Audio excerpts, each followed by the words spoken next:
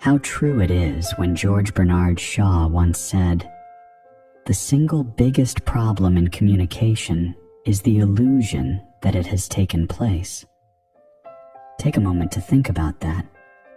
How many times have you believed that your effort was enough, that your silence was understood, that your value was obvious, without ever truly expressing it?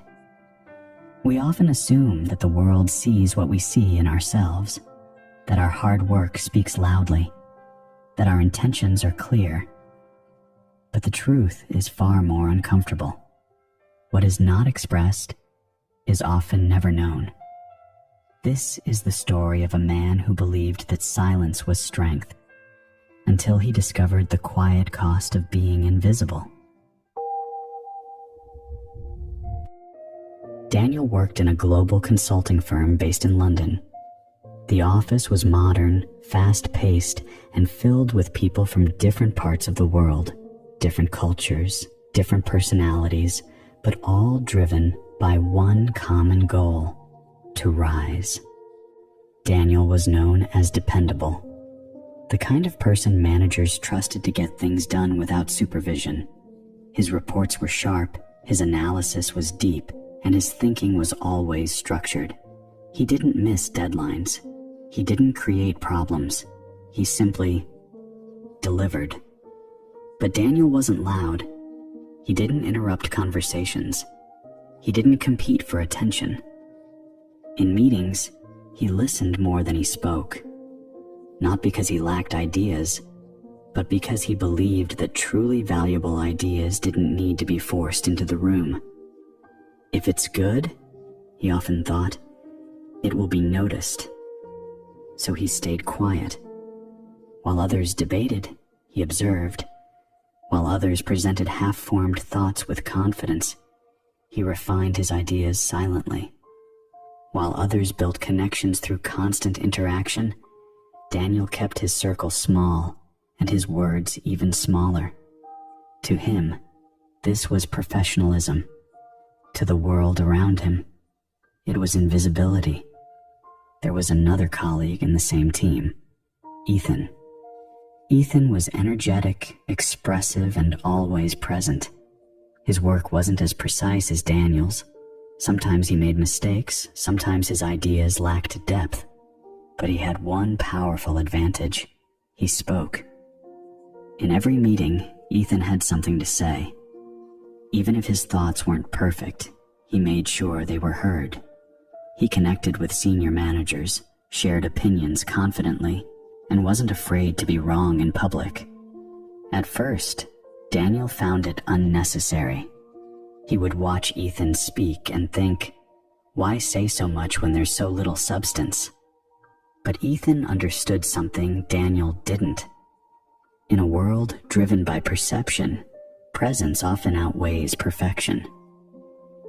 Months passed, and a major opportunity appeared, a leadership role within their department.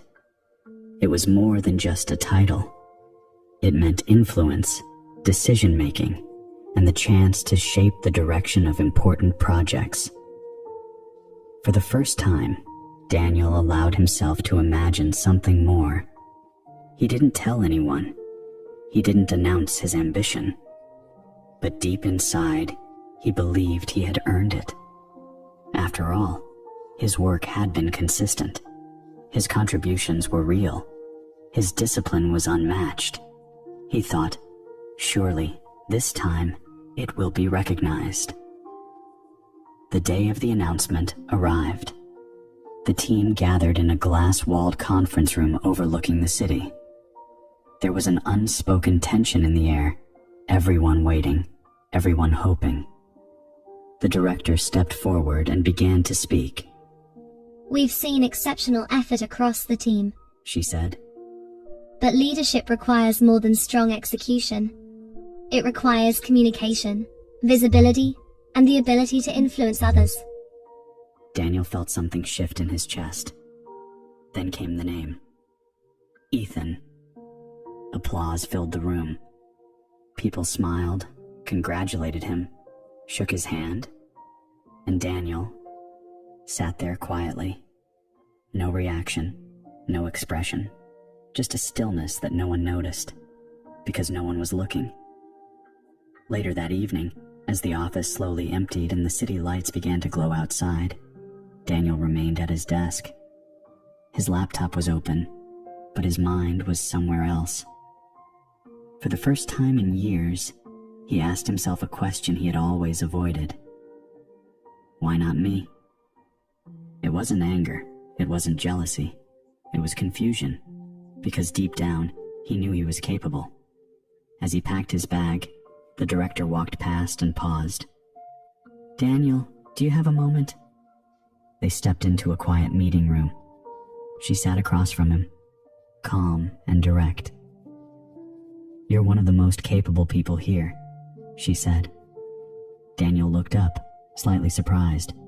"Your work is precise, your thinking is strong, and your reliability is something every team needs." There was a pause. "But leadership isn't just about what you do," she continued. "It's about what people see and how they connect with you." Daniel stayed silent. "You don't speak in meetings," she said. "You don't share your ideas openly. You don't challenge or contribute in visible ways. And because of that, people don't know you." That sentence landed heavily. "People don't know you. I thought my work would speak for itself," Daniel said quietly. She gave a small, understanding smile. "It does," she replied, "but only to those who are already paying attention. The rest, they listen before they see." That night, Daniel walked through the quiet streets of London with a different awareness. For years, he had been careful about who he spoke to. He avoided unnecessary conversations. He stayed away from politics. He protected himself through silence, and in many ways, that had kept him safe.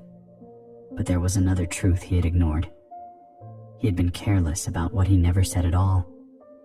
Days turned into weeks, and slowly, something began to change. Not dramatically, not suddenly, but intentionally. In meetings, Daniel started to speak, just a little at first. His voice felt unfamiliar, almost uncomfortable. His words weren't always perfectly timed. His confidence wasn't immediate. But he spoke anyway. He shared ideas. He asked questions. He offered perspectives. And gradually, something shifted. People started to notice, not because he had become louder, but because he had finally become visible. One day, during a critical discussion, the team found itself stuck. Opinions were scattered, and no clear direction was forming. For a brief moment, the room went quiet. The old Daniel would have stayed silent, but not this time. He took a breath, and he spoke. His voice was calm. His idea was structured, thoughtful, and grounded in everything he had been silently observing for months. This time, it didn't pass unnoticed. The director leaned forward. The team listened, and slowly, the conversation aligned around his idea. Not because he had changed who he was, but because he had allowed himself to be heard. Months later, another opportunity came. This time, the outcome felt different. Not because Daniel expected it, but because he had already changed the one thing that truly mattered. He was no longer invisible. When his name was finally called, it didn't feel like luck. It felt like alignment between who he was and what the world could finally recognize. There is something important you need to understand. Being careful about who you speak to, that is wisdom. Not everyone deserves your thoughts, your ideas, or your truth. But being careless about what you never say, that can cost you more than rejection ever will. Because silence doesn't just protect you. Sometimes, it hides you. It hides your potential. It hides your voice. It hides your presence in a world that decides your value based on what it can see and hear.